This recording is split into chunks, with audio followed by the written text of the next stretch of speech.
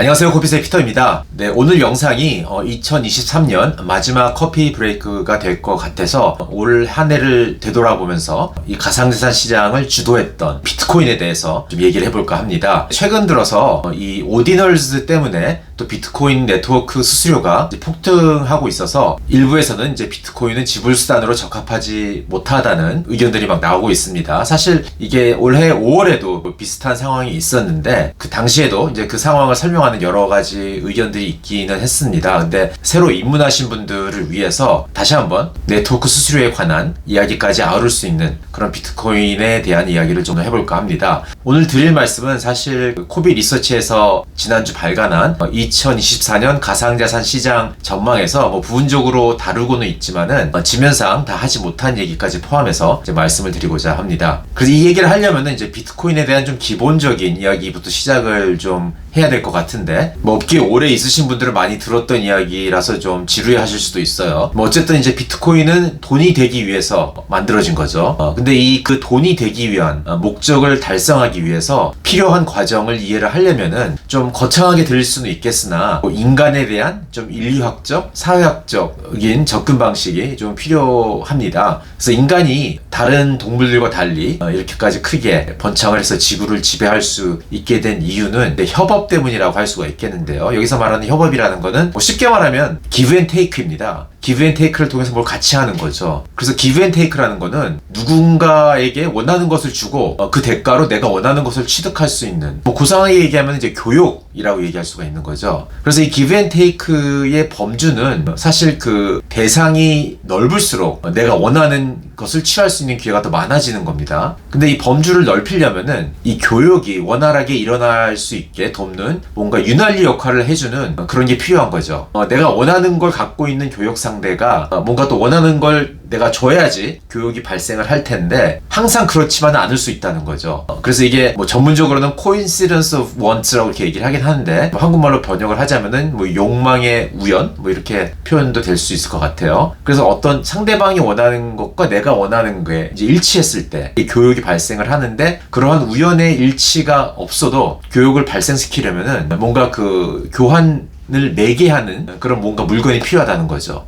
그래서 그 역할을 하는 것이 이제 화폐인데 근데 어떤 물건이 교환 매개 수단이 되려면 당사자들이 모두 가치가 있다고 합의한 물건이어야 한다는 거죠. 그래서 그 교환 매개 수단이라는 거는 그 이전에 전제 조건이 있는 겁니다. 모두가 가치가 있다고 합의를 해야 되는 그런 전제 조건이 필요한 거고 그렇게 해서 많은 사람들이 교환 매개 수단으로 사용을 하게 되면은 그 다음부터는 그 교환 매개 수단이 어떤 가치를 측정하는 회계 단위로 사용이 된다는 겁니다. 이처럼 우리가 상식적으로 그냥 뭔가 알 수 있을 것 같아요. 어떤 물건이 화폐가 되려면은 보통 화폐의 기능이라고 얘기하는 그 세 가지 가치 저장 수단, 교환 매개 수단, 그 다음에 회계 단위 이 세 가지 기능을 수행을 해야 되는데 그 기능이 생기는 방법이 이제 두 가지가 있는 거죠. 하나는 자연스럽게 오랜 시간을 거쳐서 이 기능 등을 순서대로 하나씩 차례대로 습득해 나가는 그러한 방법이 있는 거고요. 또 한 가지는 그냥 어떤 권력기관이 위에서 아래로 강요를 하는 거죠. 그래서 이 후자가 이제 우리가 소위 말하는 법정 화폐인 거고 영어로는 이제 피앗이라고 얘기를 하는데 피앗이라는 단어의 뜻은 이제 법령이라는 이제 라틴어에서 온 그런 단어입니다. 지금 우리가 살고 있는 이 현대 금융 체제는 이 두 번째 방법이 우리가 더 익숙한 거죠. 우리가 그런 거밖에 경험을 하지 않았기 때문에 그래서 대부분의 국가에서는 국가가 법으로 지정한 화폐가 있는 거고 이제 그럴 경우에는 지금 말한 이 세 가지 기능이 동시에 부여되는 거지만은 그 인류는 더 오랜 시간을 이 첫 번째 방법을 통해서 사람들이 자연스럽게 세 가지 기능을 부여한 물건을 이제 화폐로 사용해 왔었던 거죠. 최종적으로 그게 이제 금이 이제 그러한 역할을 했었던 겁니다. 그래서 이제 우리가 흔히 말하는 화폐 현상이라는 거는 이렇게 자연적으로 발생하는 화폐가 만들어지는 과정을 얘기하는 거고 이거는 어떻게 보면 이제 인간들이 모여서 생활하는 공동체에서 자연스럽게 발생하는 그런 사회 현상이라고 할 수가 있겠습니다. 감옥에서 담배를 사용을 해서 거래를 하는 그런 것들을 영화나 이런 데서 보기도 하는데 그런 것도 일종의 화폐 현상이라고 할 수가 있는 거죠. 최근에는 이에 관해서 좀 재미있는 얘기가 있는데 이 샘 뱅크맨 프리드가 지금 이제 감옥에 있죠. 미국 뉴욕 브루클린에 있는 어떤 감옥에 있는데 지난 11월 법원의 공판에 참석하기 위해서 이제 이발을 해야 되는데 이발을 하기 위해서 이 브루클린 감옥에서 화폐처럼 사용되는 게 고등어 절임이라고 합니다. 미국 감옥에서도 이제 금연이기 때문에 사람들이 담배를 필 수가 없어서 담배가 더 이상 화폐로 사용되지 않고 그 대신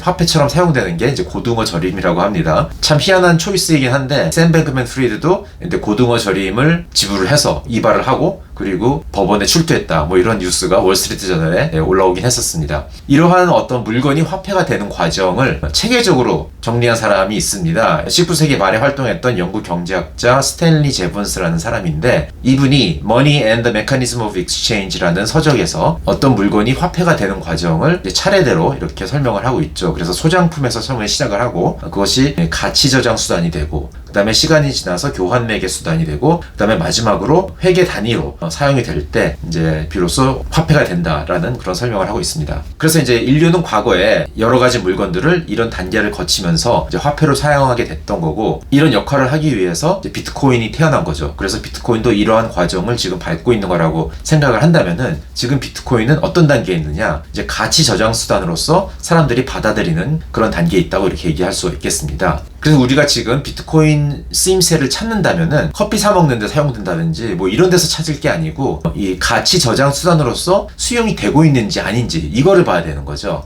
그래서 가치 저장 수단이라는 거는 쉽게 일상용어로 풀이하면은 투자 자산으로 사용된다는 걸 얘기하는 겁니다. 투자 자산이라는 거는 보통 존버를 많이 하죠. 부동산처럼. 근데 이제 부동산 같은 경우는 이제 매매가 자주 일어나지 않기 때문에 그냥 보유하고 오랫동안 들고 있지만은 이제 유동화가 용이한 투자 자산 일 경우에는 어떤 사람들은 이거를 막 샀다 팔았다 하면서 트레이딩하고 또 그런 거를 어떤 사람들은 이제 투기라고 부르기도 하고 이러는 겁니다. 어쨌든 이런 과정을 지금 비트코인은 겪고 있는 거고 그런 과정에서 지금 비트코인이 현물 ETF의 기초자산으로서 사용이 되려고 막 지금 그런 과정을 절차를 밟고 있는 건데 근데 만약에 이 현물 ETF가 출시가 됐을 경우에는 이 가치 저장 수단 또는 투자 자산 으로서 사용되는 그 저변이 지금까지와는 완전히 차원이 다른 수준으로 확장하는 효과가 있다는 겁니다. 이에 대해서는 제가 여러 번 많이 설명을 했기 때문에 이번 영상에서 굳게 들어가지 않겠지만은 제도권에 있는 자산들이 비트코인에 투자할 수 있는 길이 열리게 되면서 완전히 어나더 레벨로 이 투자 자산으로서의 수용도가 이제 생겨버리는 거죠. 이제 이런 과정을 거치면서 많은 사람들한테 이제 투자 자산으로서 가치 저장 수단으로서 보급이 끝나고 그 다음 단계에 사람들이 교환 매개 수단으로 사용하게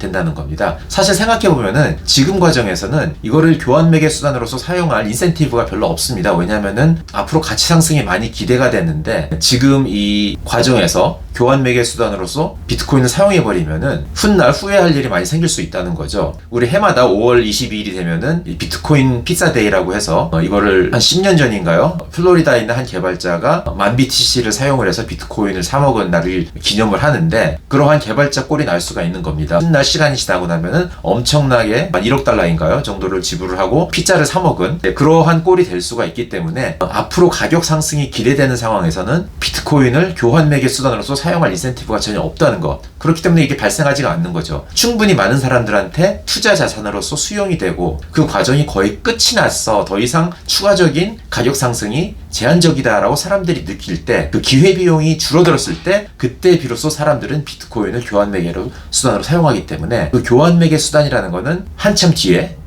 올 수도 있고 안 올 수도 있고 이제 그런 과정이라는 거죠. 그렇지만 사람들은 이 화폐에 대해서 왜곡된 인식을 갖고 있기 때문에 꼭 이 교환 매개 수단으로서만 사용이 돼야지 화폐인 거고 그렇게 사용되지 않으면은 화폐가 아니기 때문에 가치가 없다. 뭐 이런 이분법적인 생각을 하면서 이제 비트코인을 찾아보지 않는 그런 사람들이 있는 거죠. 이 교환 매개 수단이라는 거는 나중에 뭐 올 수도 있고 안 올 수도 있습니다. 그건 제가 장담할 수가 없겠지만은 그거랑 지금 현재 비트코인의 투자 가치가 있는지 없는지 판단하는 거라는 별개의 문제 인 겁니다. 왜냐면은 어떤 물건이 이 화폐가 되는 과정에서 그 가치가 가장 많이 상승하는 구간은 가치 저장 수단으로서 수용되는 그 구간을 통과할 때 가장 많이 이 가치 상승이 일어나기 때문에 교환 매개 수단으로 가든 안 가든 간에 일단 지금 보유하고 있는 게 투자자 입장에서는 훨씬 더 유리한 거죠. 이거는 또 우리가 과거 역사를 통해서도 알 수 있습니다. 금본위제라는 게 1871년에 시작이 되었는데 한 50년에 걸쳐서 금의 가격이 은 대비 훨씬 많이 올랐고, 이 과정에 일찍 편승한 나라들은 많은 경제적 혜택을 얻었지만은 그렇지 못한 나라들, 예를 들어서 뭐 중국이나 인도 이런 나라들은 1920년대인가 30년대까지 갈 때까지 은을 계속 보유를 하고 있었습니다. 이제 그런 나라들은 나중에 굉장히 저평가된 가격에서 은을 금으로 바꿔야 되는 이제 그러한 상황에 놓이면서 경제적으로 많이 손실을 입었던 거죠. 자, 그러면 제가 영상 초반에 말씀드렸던 이 현재 비트코인 네트워크, 이제 오디너스 때문에 이 네트워크 수수료가 막 올라가고 있고, 이러한 상황에 대해서는 우리가 어떻게 이해를 하면 좋을까? 에 대해서 말씀을 드리면은, 일단 비트코인이 사람들이 많이 디지털 금이라고 얘기를 하죠. 금과 유사한 면은 여러 가지가 있습니다. 그 중에서도 특히 이번에는 또 현대 금융 시스템에서 금이 어떤 역할을 하고 있는지에 대해서 좀 유사한 면이 있기 때문에 그 부분을 집중해서 보면은, 일단 현대 금융 체제에서 중앙은행들도 금은 자산으로 다들 보유하고 있죠. 이 현대 금융 체제는 1944년에 브레튼 우즈 시스템에서 기반을 해서 시작을 했고, 이제 당시에는 1달러를 일정량의 금이랑 교환해주는 이제 금태환 제도라고도 이렇게 얘기를 하는데, 그러한 시스템에 있다가 1971년이 되면서 이 금태환 제도를 폐지를 했습니다. 일방적으로 미국이 더 이상 US 달러를 금으로 교환하는 이제 의무가 없다라고 공표를 하면서 더 이상 금의 공식적인 역할이 없어진 거죠. 그럼에도 불구하고 지금까지도 각 나라의 중앙은행들은 가치 보존 수단으로서 이제 금을 보유를 하고 있습니다. 자발적으로 그런 판단을 해서 보유를 하고 있는 거죠. 한국의 중앙은행인 한국은행도 금을 보유를 하고 있습니다. 이제 그렇다고 해서 금이 이제 국가 간의 어떤 무역 결제 수단으로 사용되고 있지는 않습니다. 뭐 쉽게 말하면은 국가 간에 채무나 채권으로 기록을 하는 과정에서 미국 국채나 다른 자산들과 함께 담보 자산으로서의 역할을 하는 걸로 사용이 되고 있는 겁니다. 그런 결제가 일어날 때도 금을 움직인다기보다는 미국 국채나 이동이 더 간편한 자산을 움직이는 형태로 해서 이제 결제를 하고 있죠. 금도 움직이긴 하지만 아주 가끔 움직입니다. 이런 과정은 우리가 이렇게 이해해 볼 수 있을 것 같아요. 우리가 실제로 일상생활에서 신용카드를 사용해서 많은 결제들을 하고 다니지만은 사실 이거는 결제가 아니고 Payment Authorization인 거고요. 실제 결제는 한 달에 한 번씩 은행과 나 사이에서 이제 벌어지죠. 이와 비슷하게 국가들도 국가 간의 결제는 일종의 Payment Authorization을 서로 하고 있는 거고, 어쩌다 한 번씩만 이제 실제적인 결제가 일어나고 있는 거죠. 그런 Payment Authorization을 하는 과정에서 담보가 필요하기 때문에 그런 Payment Authorization에서 필요한 담보로서 이제 금이 사용되고 있는 거고요. 비트코인도 그런 식으로 사용될 수 있다고 이렇게 볼 수 있을 것 같습니다. 일상생활에서의 소액 지불 수단으로는 비트코인을 사용하는 게 아니고 비트코인을 담보로 한 뭔가 다른 방법으로 이루어지고, 비트코인 자체는 가끔만 큰 가치를 지닌 거래에서만 사용이 되는 그런 상황을 우리가 생각해 볼 수가 있을 것 같고요. 그 뭔가 다른 방법이라는 거는 뭐 라이트닝 네트워크나 리퀴드나 뭐 이러한 그런 레이어 2에서 일어날 수가 있는 거죠. 그래서 비트코인이 결국 이런 쪽으로 갈 거라는 거는 사토시 나카모토라고 불리우는